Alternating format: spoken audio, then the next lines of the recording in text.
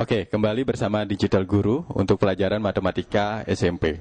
Saya akan lanjutkan pada sesi 3 sekarang. Nah, pada sesi 3 ini kita akan membahas operasi bilangan pada pecahan. Oke, ada sebuah contoh di sini akan kita selesaikan. Nanti ada jawabannya, kemudian bentar ini susah dibuka.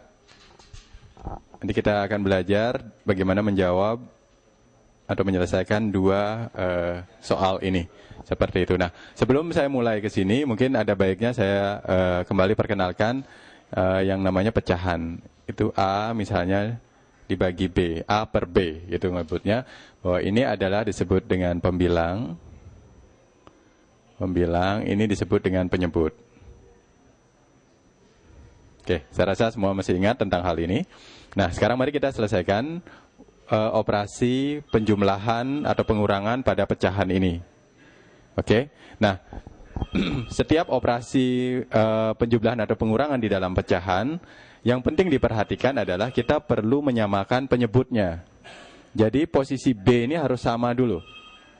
Nah, kita lihat di sini ada posisi 2 dan 3. Ini berarti penyebutnya belum sama. Kemudian 8 dan 6, penyebutnya juga belum sama. Kalau belum sama, kita tidak bisa selesaikan penjumlahan pecahan ini. Oke. Nah, solusinya adalah dengan menggunakan apa yang disebut dengan KPK. KPK ini adalah kelipatan persekutuan terkecil. Nanti kita akan pelajari dengan menyelesaikan persoalan ini atau soal ini. Oke, kita mulai dengan soal yang pertama. Itu setengah 1/2 ditambah 2/3. Nah, kita samakan dulu penyebutnya. Antara 2 dan 3, KPK-nya berapa? Nah, tentunya masih ingat ya, cara mencari KPK-nya. Saya percepat saja, KPK-nya adalah 6. Oke. Nah, karena KPK-nya 6, maka sekarang kita lihat, berarti 6 itu, untuk mencapai 6, ini 2 dikali 3. Sedangkan 3 dikali 2. Dengan cara yang sama, kita juga harus kalikan 1 dikali 3. Kemudian ini 2 dikali 2. Nah, ini akan sama dengan 3 per 6 ditambah 4 per 6. Kalau kita jumlahkan, ini 3 ditambah 4 menjadi 7. Kemudian ini per 6. 7 per 6 ini sendiri itu mengandung bilangan bulat. Jadi tidak hanya pecahan saja. Jadi 7 per 6 itu sama dengan 1 per 6. Seperti itu. Jadi kita sudah berhasil menyelesaikan persoalan atau contoh soal nomor 1. Hasilnya adalah 1 per 6. Oke ya. Kemudian kita coba dengan soal nomor 2.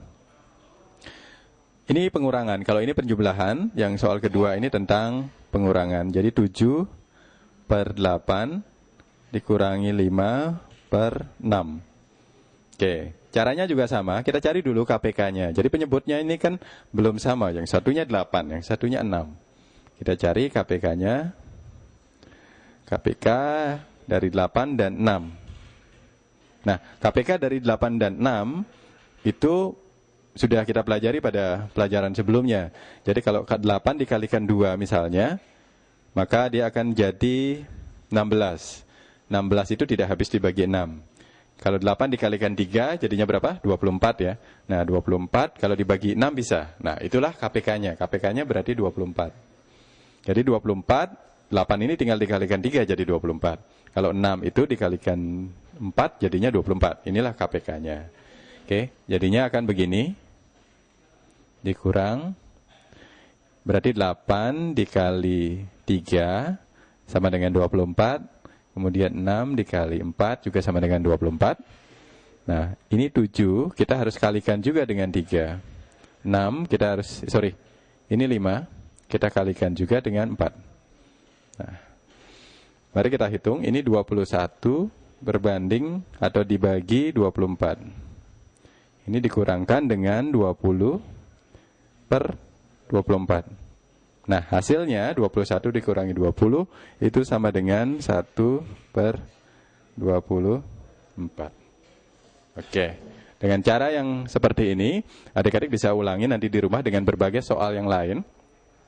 Kalian bisa saja membuat soal-soal yang lain, baik penjumlahan maupun pengurangan. Jadi prinsip dasarnya adalah penyebutnya harus sama. Jadi penyebutnya harus sama. Nah, untuk menyamakan penyebut, solusinya, kuncinya adalah KPK. Carilah KPK yang sudah kalian pelajari minggu lalu. Tentang KPK ini, KPK-nya ketemu, caranya adalah seperti ini. Baik penjumlahan maupun pengurangan, caranya sama. Oke, itu pelajaran tentang operasi bilangan pecahan, baik penjumlahan maupun pengurangan. Terima kasih.